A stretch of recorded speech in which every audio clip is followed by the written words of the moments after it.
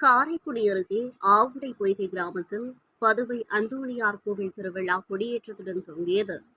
சிவகங்கை மாவட்டம் காரைக்குடி அருகே ஆவுடை பொய்கை கிராமத்தில் பதுவை அந்தோணியார் கோவில் திருவிழா கொடியேற்றத்துடன் துவங்கியது.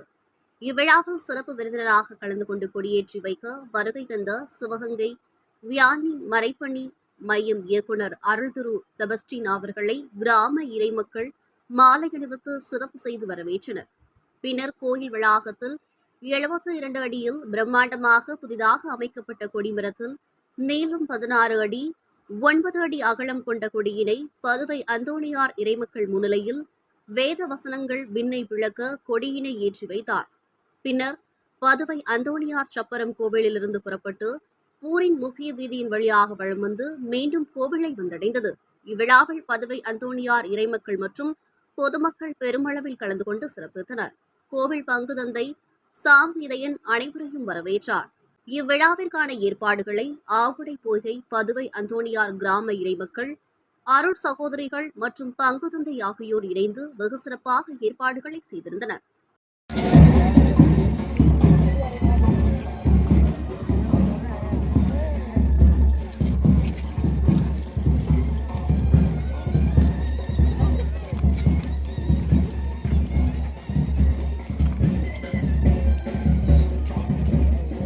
பயணிக்குரியவர்களாக எங்கள் ஒருவரையும் ஆஸ்வதிக்க வேண்டுமாய் எங்கள் ஆண்டவர் இயேசு கிறிஸ்துவடியாக நோக்கி மன்றாடுகின்றோம். எங்களுடைய எங்கள் தந்தையை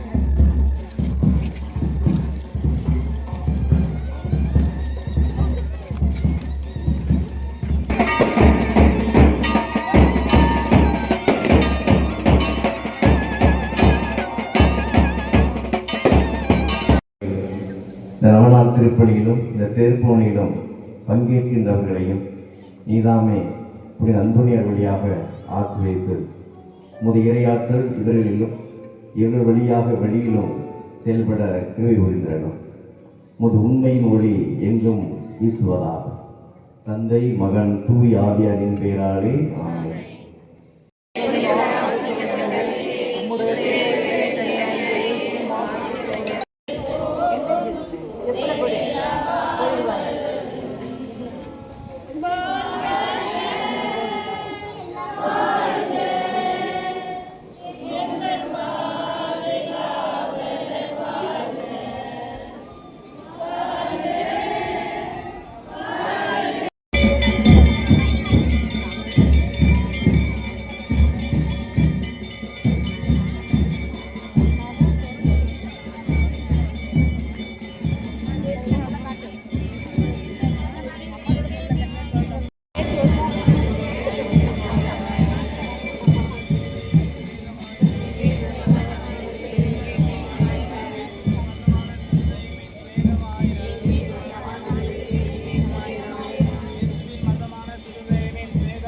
இயேசுவின் மதுரமான